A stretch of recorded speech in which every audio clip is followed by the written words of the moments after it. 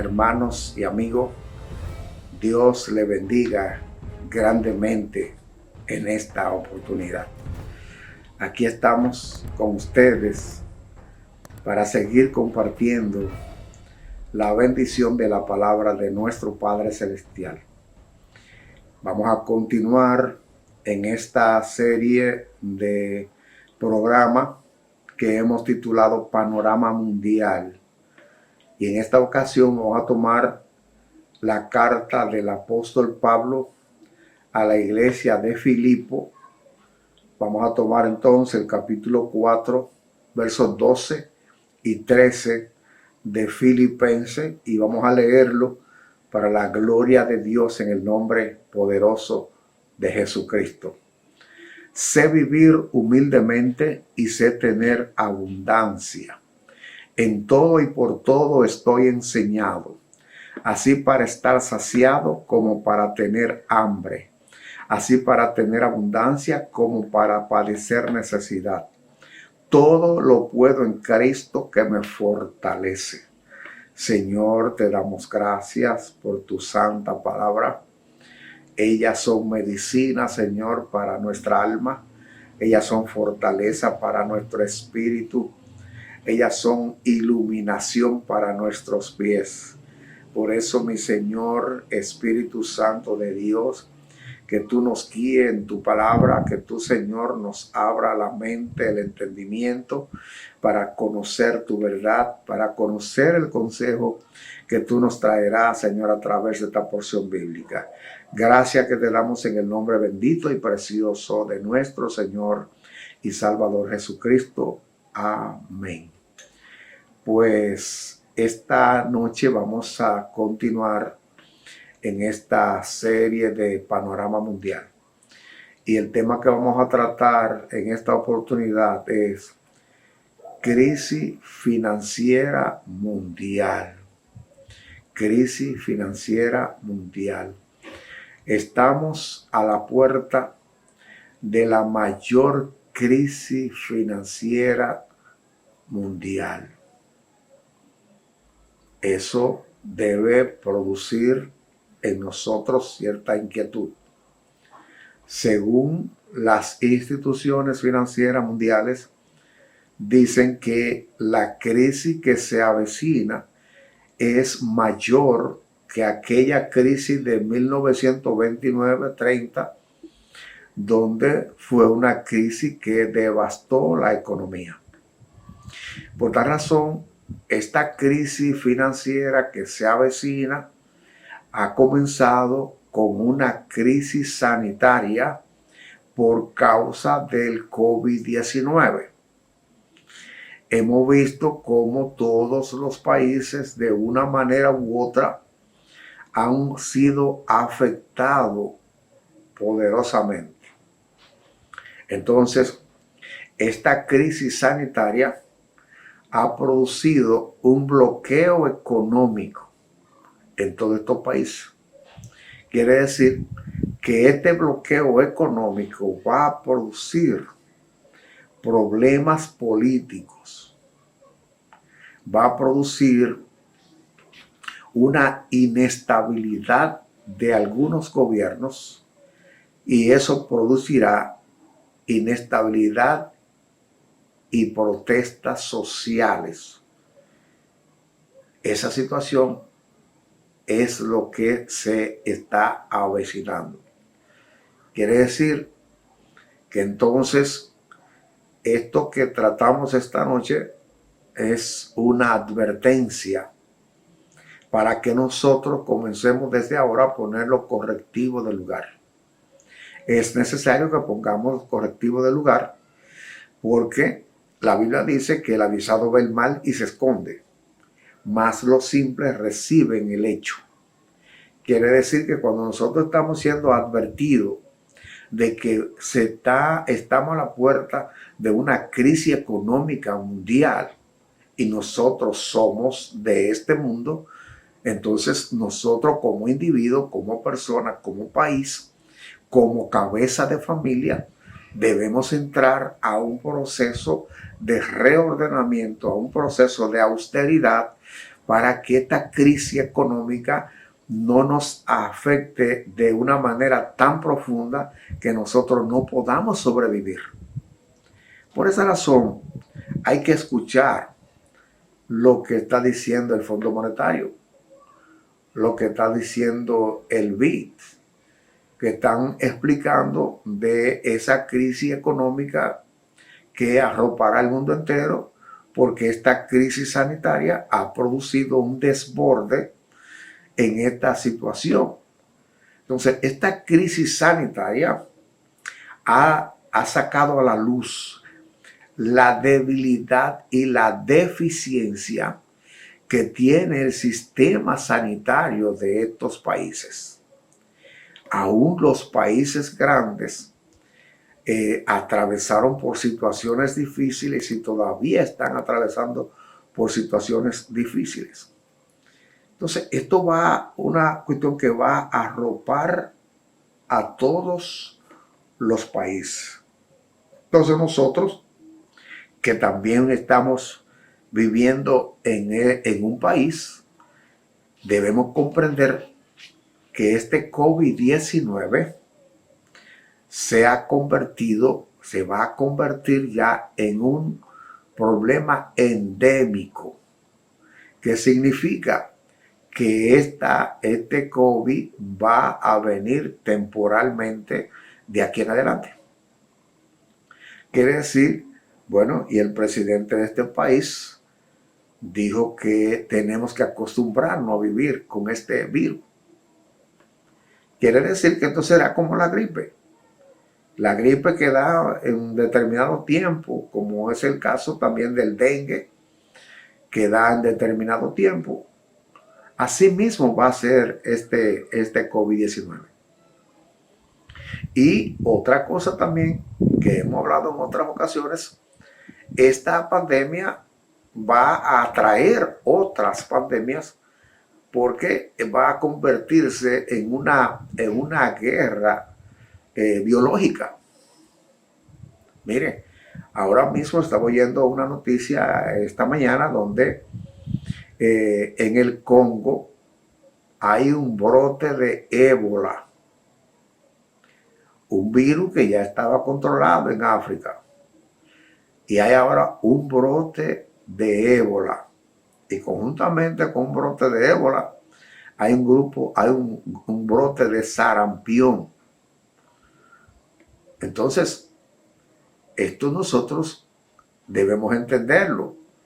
Tienen 3 brotes de sarampión y de ébola y de dengue. Y el ébola es más nocivo que el COVID-19. ¿Por qué? Ha habido unos 3.300, comenzando unos 3.300 contaminados con el ébola, y de esos 3.300 han muerto 2.200. Quiere decir que esta situación, quiera Dios, que se pueda controlar allá y que esto no vaya a expandirse como ha pasado con el COVID-19. Quiere decir que nosotros debemos prepararnos como persona, como cabeza de familia, como país. Debemos prepararnos. Creo que como país debemos hacer ciertos cambios. Lo primero que debemos hacer, una revisión y fortalecimiento del sistema de salud. En este país de República Dominicana tenemos un sistema de salud muy débil, muy deficiente. Quiere decir que los hospitales no estaban preparados, aún mirando que antes de llegar el virus aquí, ya estaba oyendo las noticias de los estragos que estaba pasando, por ejemplo, en Italia, en la misma China. Y ahí teníamos nosotros que comenzar a prepararnos, porque ya arropando a estos países y se estaba expandiendo por los demás países, indica que nosotros también nos iba a tocar. Pero cuando llegó aquí, no estábamos preparados. Ni siquiera teníamos las pruebas que debíamos tener para que nosotros comenzáramos a hacer pruebas desde que saliera el primer caso. Y no lo teníamos. ¿Por qué? Porque no estábamos apercibidos.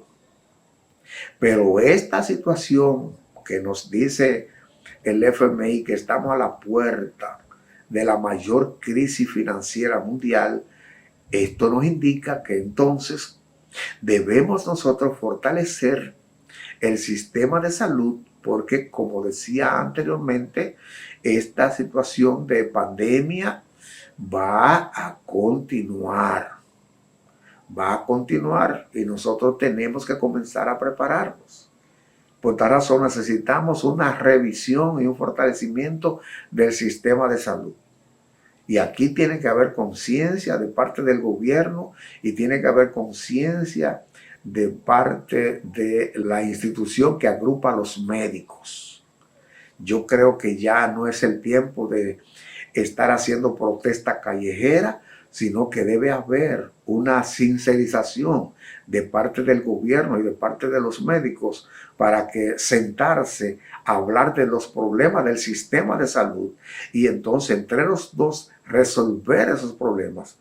Porque en esta crisis, en esta pandemia, se vio claramente que los médicos estaban lamentablemente desprovistos de todas las indumentarias necesarias para una situación como esta. ¿Y por qué? Bueno, porque no se le pone la atención adecuada al sistema sanitario. Y es un problema que tiene su parte y parte. El gobierno tiene parte y la Asociación de los Médicos también tiene parte. ¿Por qué? Bueno, porque estamos en otro tiempo. Entonces tiene que haber sincerización del gobierno porque cuando llegan a la mesa del conflicto, comienzan a resolver los problemas, entonces tanto el gobierno como los médicos se comprometen, pero entonces al final de la jornada el gobierno no cumple. Y la otra parte, que los médicos, por ejemplo, que trabajan en los hospitales públicos, en gran parte no cumplen. Entonces tiene que haber una sincerización de parte y parte, tiene que haber una revisión de los sueldos de los médicos, porque no es posible que un médico después que dura 5 o 6 años estudiando allí, entonces después va a ganar unos 20, 30 mil pesos y no hay incentivo y todas esas situaciones que nosotros vemos y oímos todos los días en las noticias. Entonces tiene que haber un sistema de salud fuerte para que cuando vienen estas situaciones haya armonía entre los médicos y el gobierno para enfrentar la situación y enfrentarlo con éxito. No puede haber esa discordia que tenemos en este país en cuanto al sistema de salud. Entonces, también tiene que haber la disposición de que los médicos puedan prepararse para todas estas situaciones, cómo enfrentarlas. Mire que había una cierta deficiencia en cuanto a las pruebas. Primeramente no habían las pruebas. Las pruebas hay que buscarlas sobre la marcha. No debe ser así. Debe haber un almacenamiento de acuerdo a algunas vacunas de esas, algunos medicamentos, algunas situaciones que se usan en sistemas como estos para tenerlo a mano y si algunos no se pueden tener almacenados, pues tener una vía de cuando haya que buscarlo de emergencia, pues se pueda ir a buscar y el problema se enfrente. Todo eso tiene que haber. Y tiene que haber una concientización, tanto del Ministerio de Salud como de la Asociación de los Médicos, del Colegio Médico Dominicano, para que unidos hagan programas de educación a la ciudadanía. Pero no uno por un lado y el otro por el otro lado, sino que haya una unidad entre la Asociación de los Médicos y el Ministerio de Salud Pública. Entonces necesitamos fortalecer esto como país. Necesitamos fortalecer esto como país. Pues somos un país que estamos en el Caribe, por tal razón somos vulnerables a esas enfermedades infecciosas, a esos virus, somos vulnerables. Por tal razón debemos tener un sistema de salud fuerte que tenga todo lo necesario para que se pueda llevar a cabo una salud, que el pueblo pueda disfrutar de una salud adecuada. Entonces, eso es lo primero que debemos hacer para que cuando se presente cualquier situación, pues se pueda enfrentar con éxito. Lo segundo es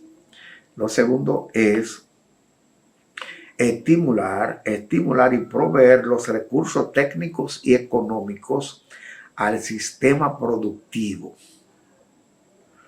Por ejemplo, comenzamos con la agricultura.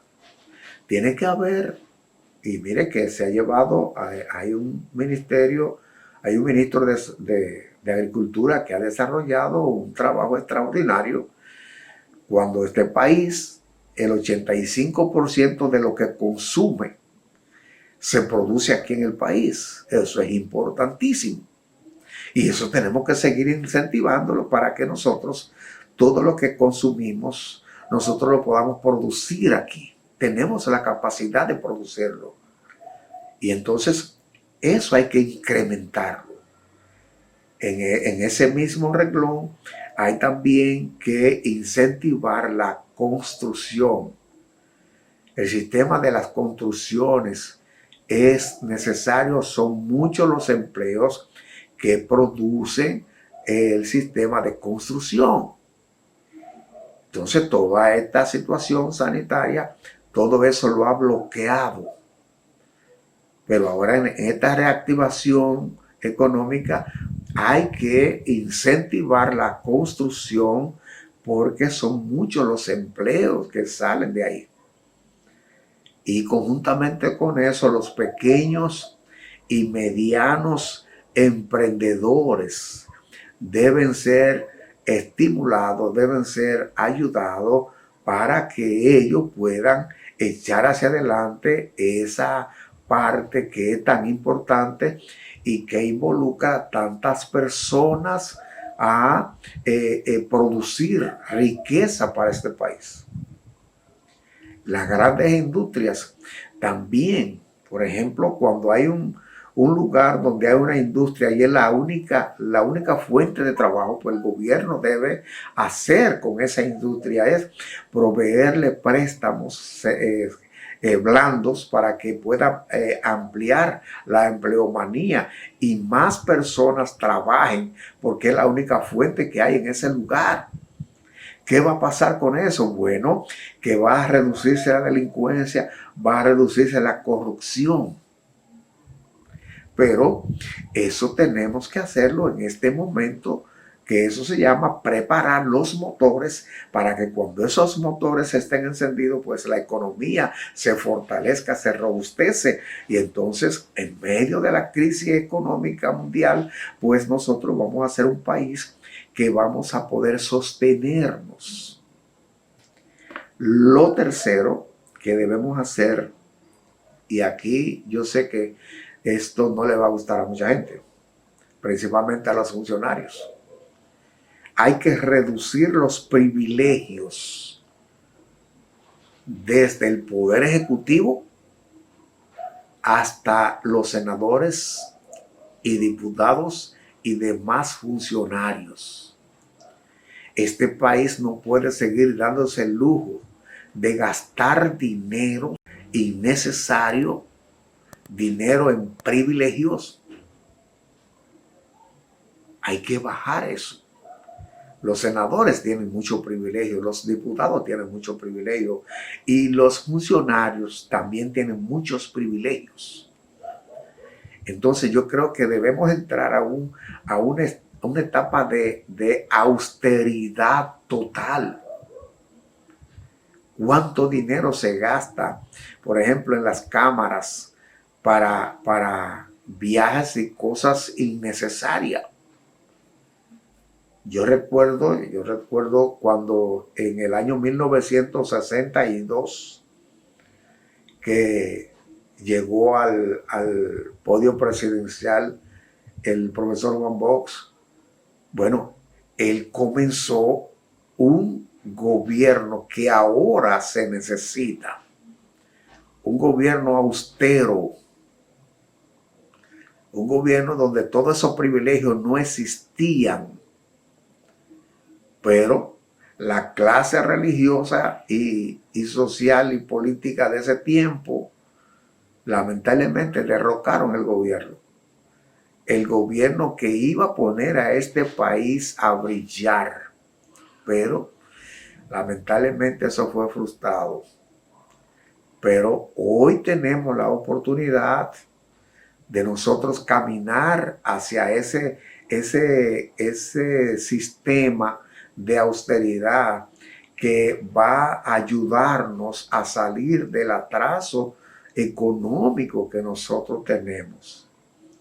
Se ha avanzado, pero necesitamos avanzar más. Y al avecinarse esa crisis financiera, pues necesitamos mayor esfuerzo y esos esfuerzos tienen que comenzar precisamente desde el gobierno.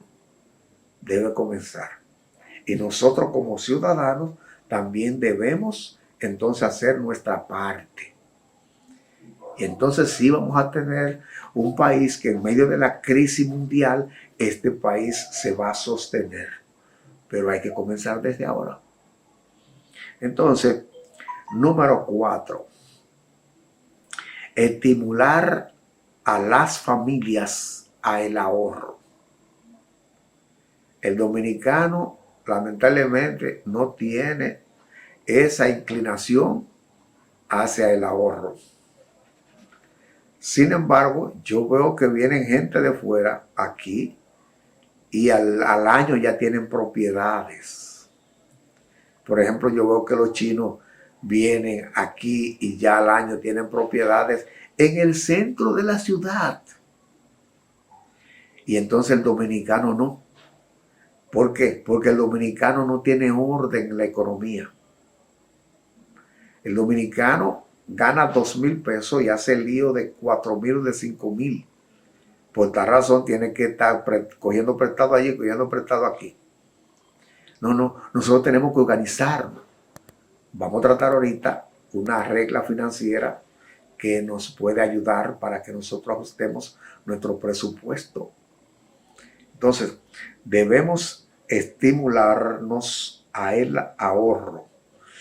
Esto debemos analizar los gustos, las necesidades y las prioridades. Los gustos son emocionales y son temporales. En los gustos es que gastamos más. Entonces, tenemos que ponernos una austeridad en cuanto a los gustos se refiere. Las necesidades son básicas. En eso nosotros entendemos que debemos tener un presupuesto muy claro. Y están las prioridades, que las prioridades son indispensables. Eso yo no puedo recortarlo. Ahora, lo que yo sí puedo hacer es ajustarme a los ingresos que yo tengo. Por tal razón, yo voy a cuidar de lo básico y lo prioritario. Y nosotros, por ejemplo, nosotros en nuestra casa hay dos bombillas encendidas, pero nada más se está usando una, pues yo apago una. Voy a pagar menos luz, pero también voy a contribuir a que el gobierno pueda recortar la tarifa o la factura de comprar petróleo. Porque con eso de yo apagar el bombillo o apagar el abanico que no estoy usando, estoy contribuyendo a que el gobierno gaste menos en comprar petróleo porque no somos productores de petróleo. Eso es parte del ahorro también. Entonces, ese ahorro debe comenzar por el gobierno. Y los funcionarios son los primeros que deben entrar a la austeridad. Y nosotros como padres de familia y como ciudadanos de este país, nuestra contribución comienza en nuestro hogar, en nuestra familia. Y eso nos va a ayudar a que si pagábamos 1,000 pesos de luz eléctrica, pues ahora vamos a pagar 800. Esos 200 pesos nos sirven entonces para ahorrar. Fíjese qué fácil. Entonces debemos entrar en esa partecita. Bueno, entonces lo número 5 es como país ajustar los gastos de acuerdo a los ingresos. Ahí tenemos grave problema. Este país tiene un presupuesto que no se corresponde con los ingresos. Entonces, nosotros tenemos que organizarnos en cuanto a eso se refiere. Si nosotros comenzamos, por ejemplo, si se comienza la austeridad desde el gobierno, los senadores, los diputados, los funcionarios, comienza por ahí y continúa en la familia, en los ciudadanos, entonces el presupuesto se va a ajustar de acuerdo a las entradas. Tenemos un déficit fiscal que cada día crece más y más. Tenemos una deuda eterna que está muy alta. Los intereses que se pagan por esa deuda eterna se tragan gran parte del presupuesto. Entonces tiene que haber una reorganización, una austeridad, para que nosotros podamos salir victoriosos de esta crisis económica mundial que ya se avecina.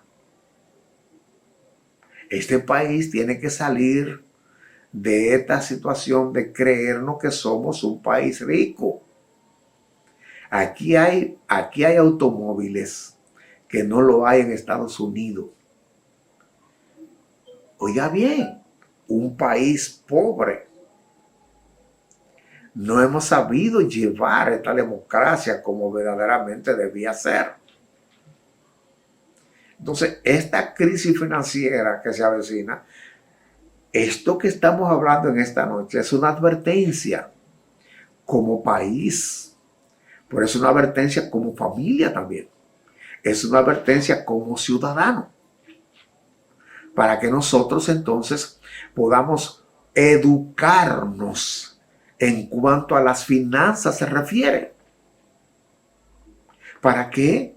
Para que podamos tener un mejor país, para que podamos tener una mejor familia, para que en medio de esta crisis nosotros podamos sostenernos. Ese es el plan. Entonces, nosotros tenemos que dejar de vivir como si nosotros fuéramos un país rico.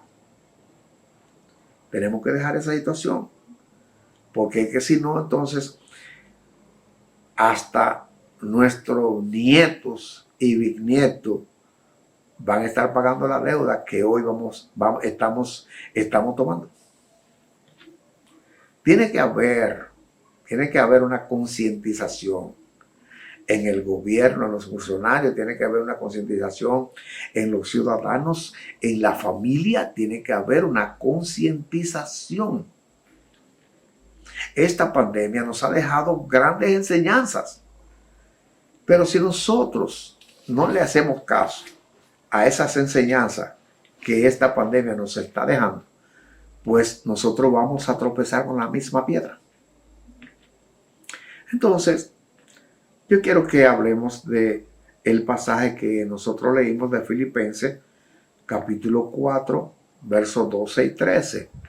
El apóstol Pablo, un hombre que vivió en la abundancia, un hombre que tuvo una vida social y económica de posición, y luego que entonces él, que era un persecutor de los discípulos de Cristo, va a Damasco y en camino a Damasco tiene ese encuentro con el Señor. El Señor pues lo tumba de su cabalgadura, que no quiere decir que era un caballo físicamente, sino de la posición que él tenía, que porque él, al ser religioso, él se pensaba que él era la persona que tenía la potestad de resguardar al Dios que ellos adoraban sin conocerlo. Y por esa razón producía muerte por ese Dios, entre comillas. Y cuando él tiene este encuentro entonces con Jesucristo, entonces el Señor lo manda donde Ananías, un siervo de Jesucristo, para que ore por él.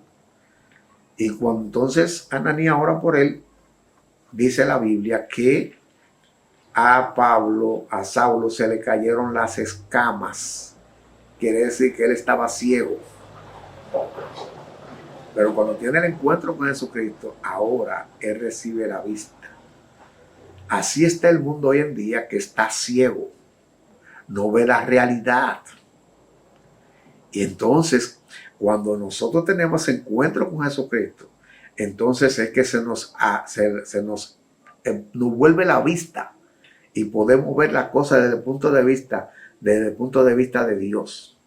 Entonces Pablo comienza diciendo que sé vivir humildemente y sé tener abundancia. Esto se llama una persona que tiene convicción de su identidad propia. Es una persona que ha pasado por abundancia y ha pasado por necesidad. Porque su vida después del encuentro con el Señor, su vida fue de predicar el Evangelio.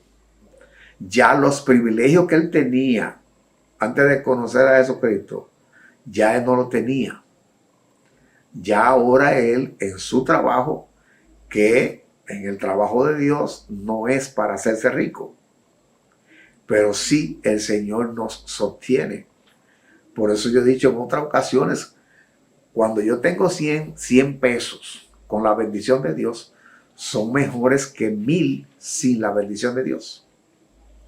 Por eso es que lo poco o mucho que nosotros conseguimos nos alcanza para nuestras necesidades y prioridades. Entonces Pablo estaba bien claro en esto. Por eso él dice, yo sé vivir humildemente. Y dice también, y sé tener abundancia. No dice vivir en abundancia, sino tener abundancia. Entonces, el vivir humildemente es que Pablo vivía de acuerdo a lo que él tenía. Entonces, él, al tener algo que se llama contentamiento, él había aprendido eso. Es por esa razón que él tiene la capacidad de hoy aconsejarnos a nosotros a poder aprender a vivir humildemente y a tener en abundancia, porque Pablo, cuando tenía la abundancia, ya entrando en Cristo, él no se dislocaba. Ese es uno de los problemas que nosotros como dominicanos tenemos, que nosotros estamos en un empleo que ganamos 10,000 pesos, entonces nosotros hacemos lío de 20,000. Y por eso siempre estamos envueltos, estamos en deuda. Porque yo gano 10,000, pero yo hago gasto de 20,000. Porque me gusta aparentar lo que no soy. Y si mañana consigo un empleo de 20,000 pesos, los 20,000 pesos tampoco me alcanzan, porque ahora yo hago lío de 40,000. Entonces, esa mentalidad hay que cambiarla. En medio de esta advertencia de crisis económica mundial, yo tengo que cambiar esa mentalidad.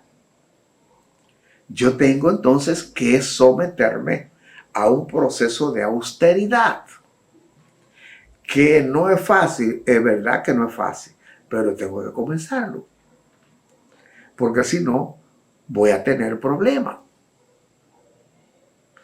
Entonces, este hombre tenía autodominio.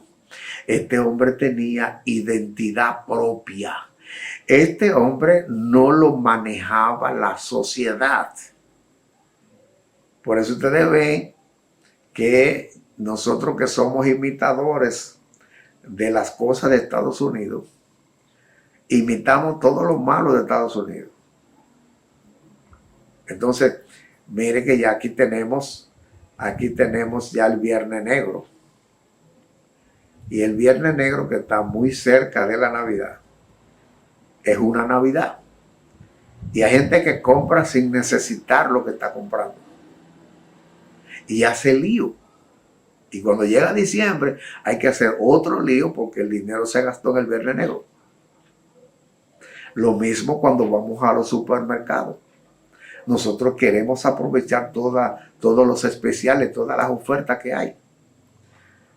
Entonces, cuando nosotros no tenemos un presupuesto, cuando nosotros nos dejamos llevar del consumismo, nosotros vamos a gastar el dinero que tenemos para pagar la luz, el agua, el teléfono y otras cosas, lo cogemos para aprovechar esa oferta. Entonces, para yo cumplir con eso, entonces ahora tengo que coger dinero prestado. Y si no, se me van a juntar 2 pagos de luz. ¿Por qué? Bueno, porque yo me dejé arrastrar del consumismo. No. Debemos saber vivir con lo que tenemos. Eso no es conformismo. El conformismo es otra cosa. Entonces el contentamiento es el que yo esté contento con lo que consigo y voy a gastar de acuerdo a lo que consigo. Y dice entonces, sé vivir humildemente y sé tener abundancia. En todo y por todo estoy enseñado. ¿Quién lo enseñó a él? Primeramente, a través de la palabra, él entendió que lo terrenal no es lo primero, sino que lo primero es lo espiritual.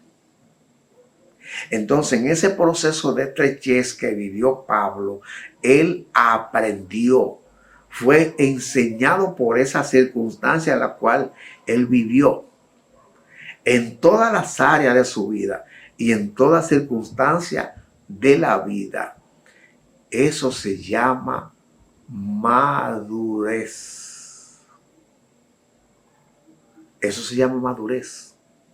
Eso se llama austeridad.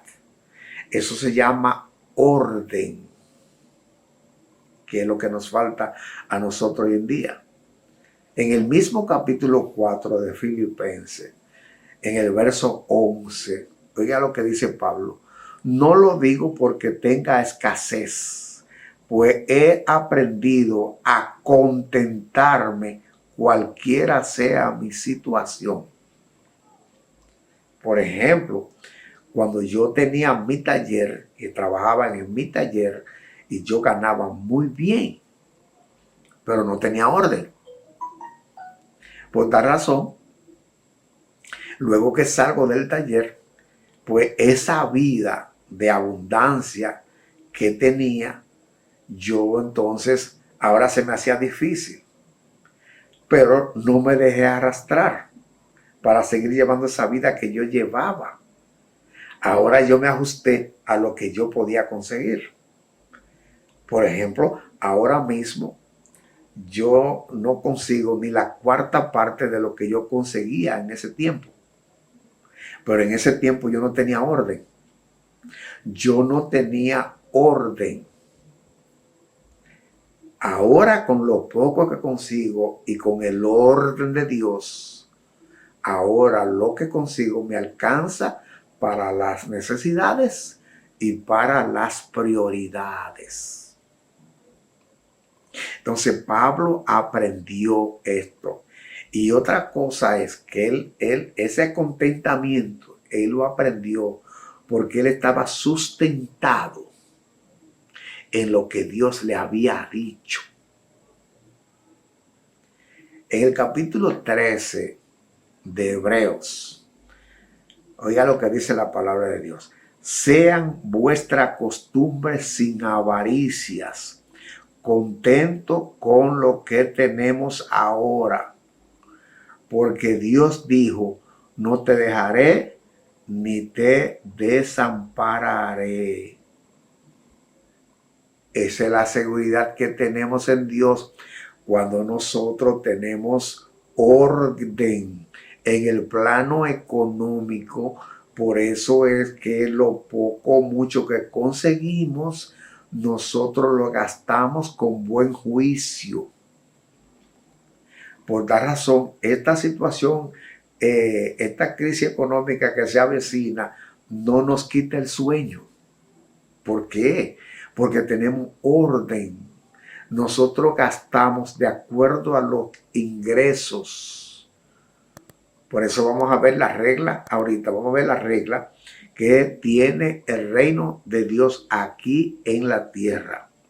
Entonces, esto nos produce confianza firme en Dios. Y esto hay que cultivarlo a diario. En 1 Timoteo, capítulo 6, verso 6, dice Pablo, pero gran ganancia es la piedad acompañada de contentamiento. El contentamiento yo tengo que aprenderlo.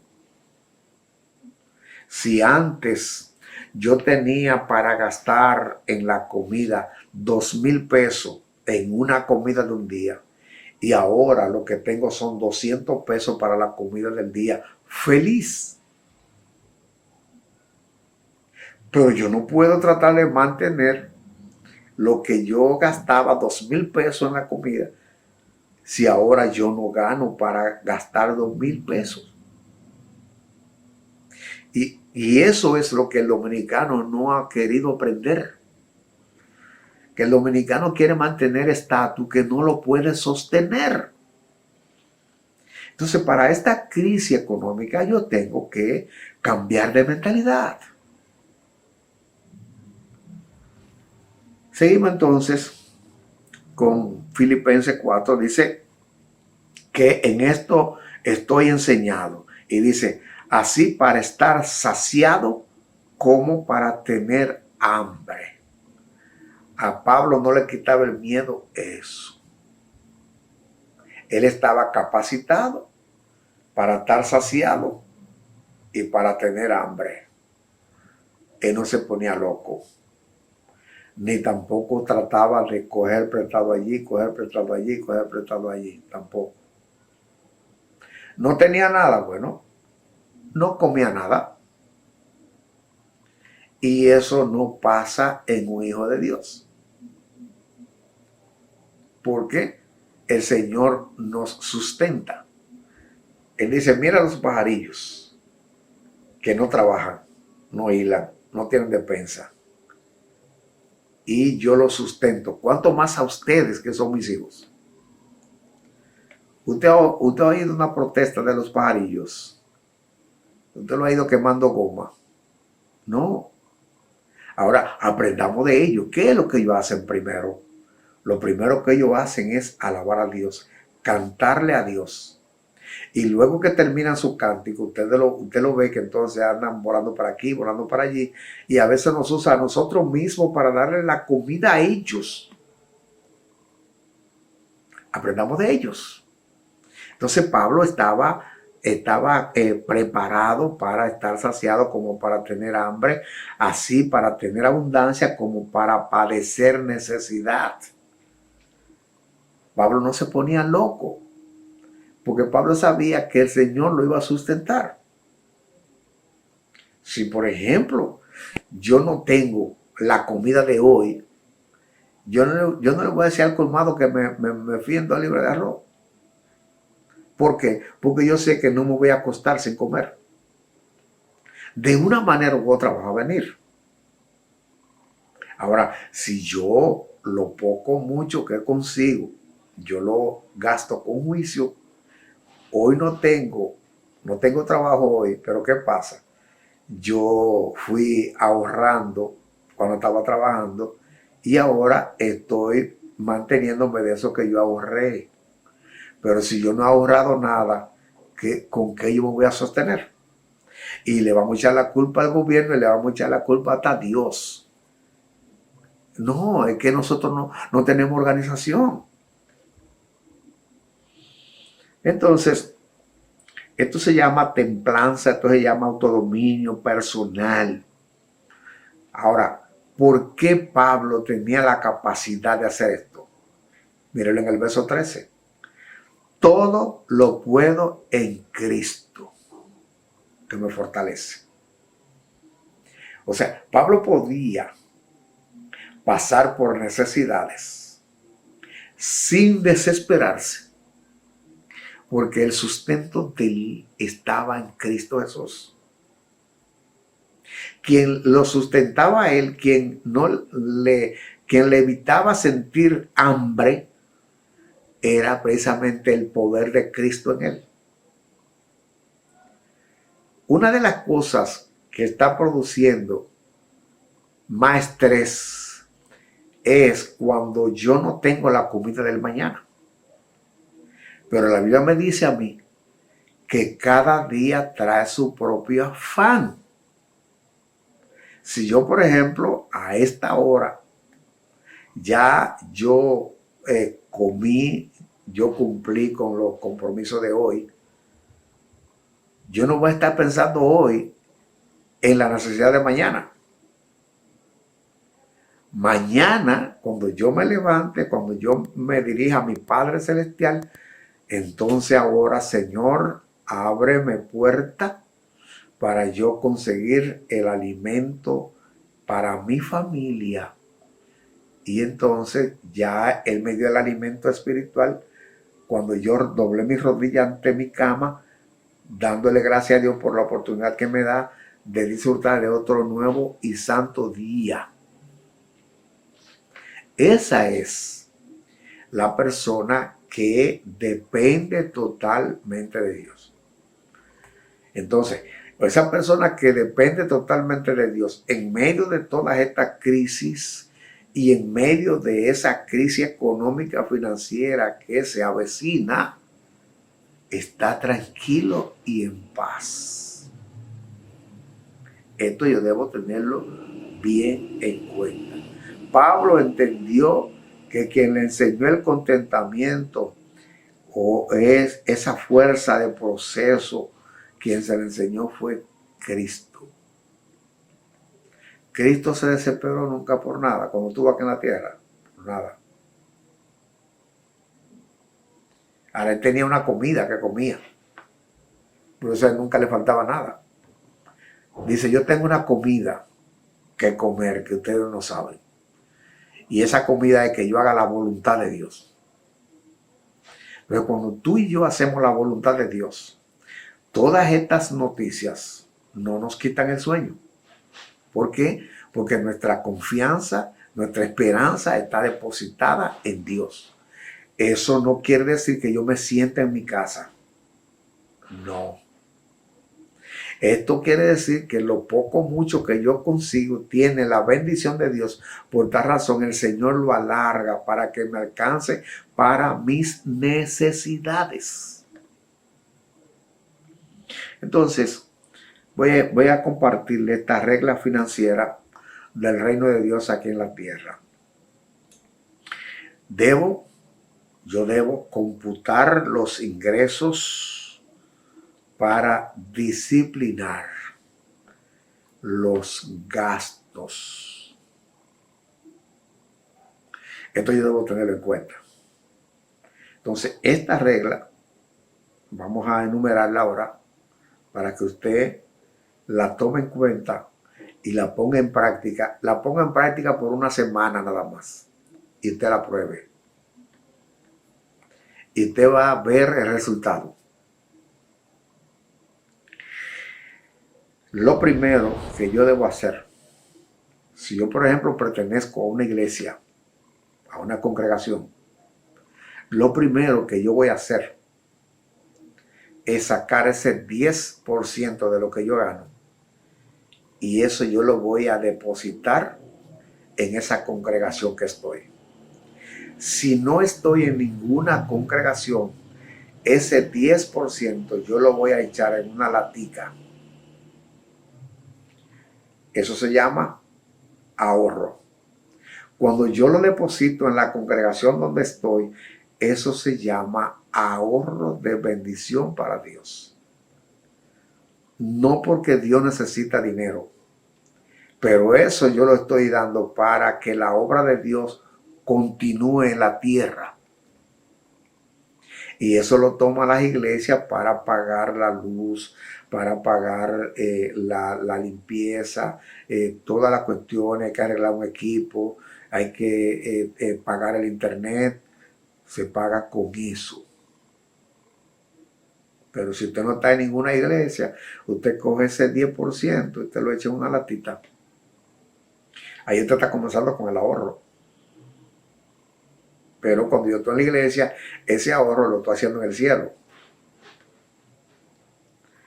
Lo segundo es precisamente general este 10% es de ahorro.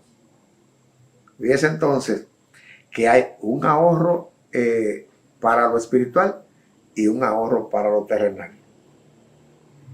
El ahorro espiritual dice que el Señor dice, pruébame en esto ahora, que tú traigas los diezmos al alfolí y yo voy a abrir la ventana de los cielos. O sea, la bendición de Dios se abre.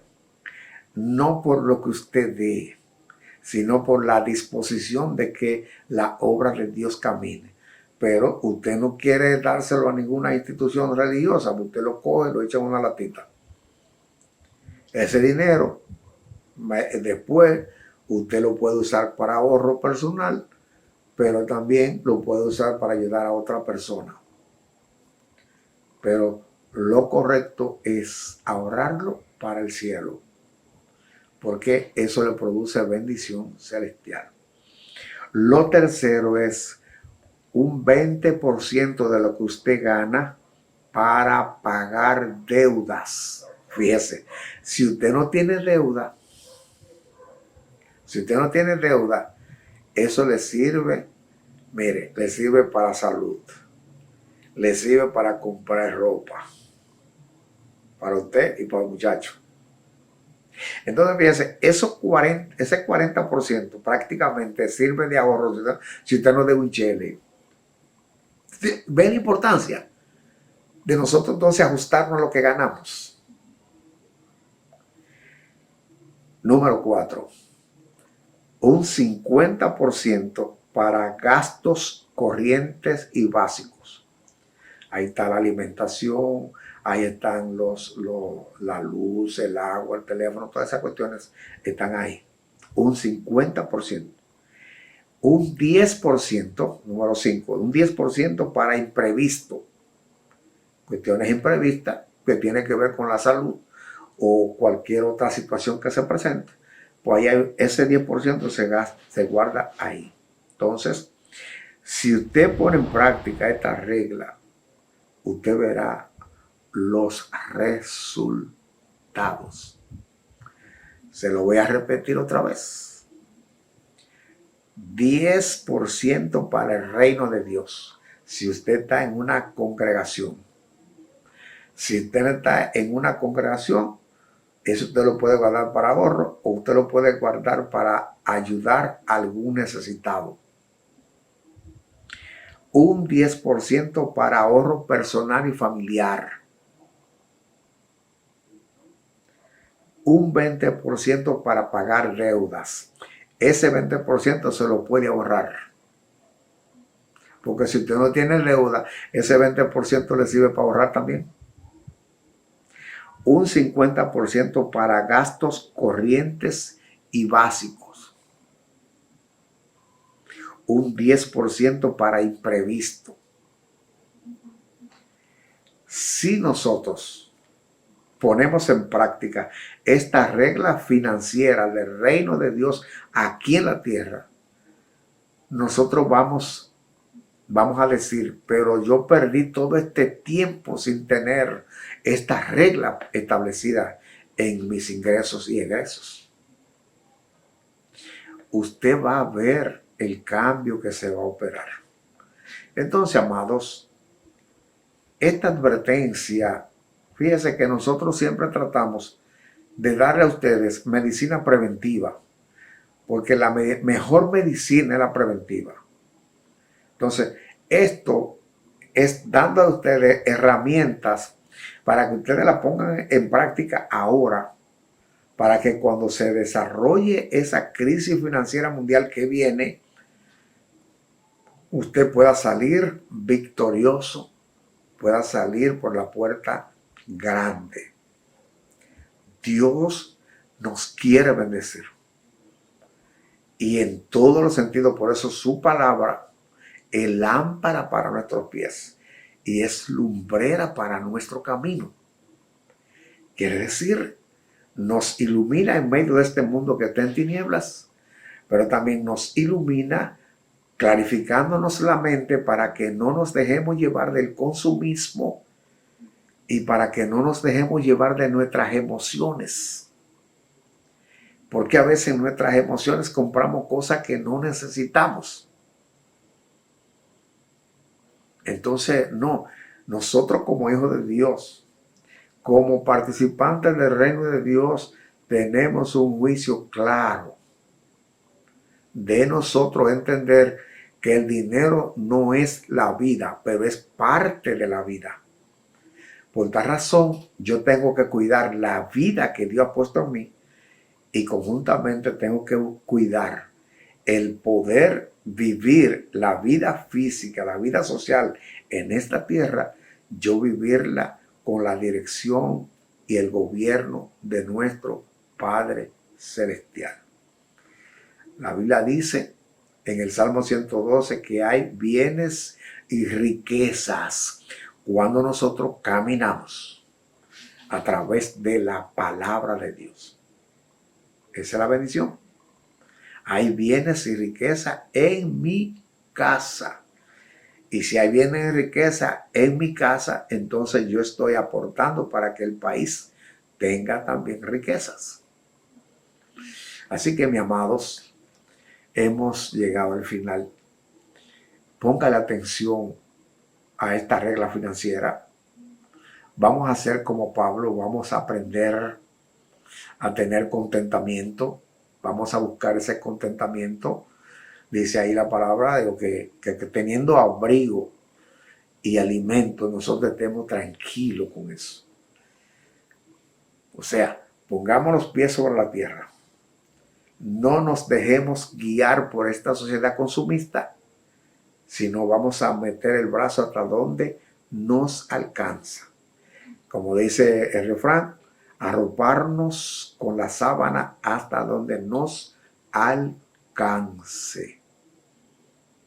Hemos llegado al final de este programa de la serie Panorama Mundial. Hoy hemos hablado acerca de la crisis económica mundial que se avecina y ya pudimos tener el consejo de lo que nosotros debemos hacer. Señor, te damos gracias por esta gran oportunidad que nos ha dado. Gracias por este consejo económico y familiar que tú nos has dado. Que ahora nosotros, Señora, después de haber oído, podamos ponerle en práctica. Y que así entonces, Señor, nosotros veamos los resultados y en medio de la crisis económica financiera que se avecina, nosotros salir victoriosos.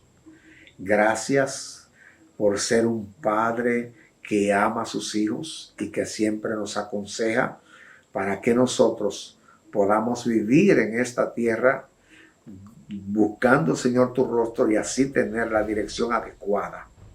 Gracias, mi Dios. Bendice a todas las personas que están en sintonía. Prospérale su vida y su familia y que ellos puedan poner en práctica esta regla que tú nos has compartido para que así le saquemos mejor provecho a las provisiones económicas que tú nos das y poder así tener una identidad propia en medio de este mundo de consumismo que vivimos. Te damos gracias, Señor, en el nombre bendito y precioso de nuestro Señor y Salvador Jesucristo. Amén. Dios le bendiga, Dios le guarde y nos vemos en la próxima ocasión. Bendiciones.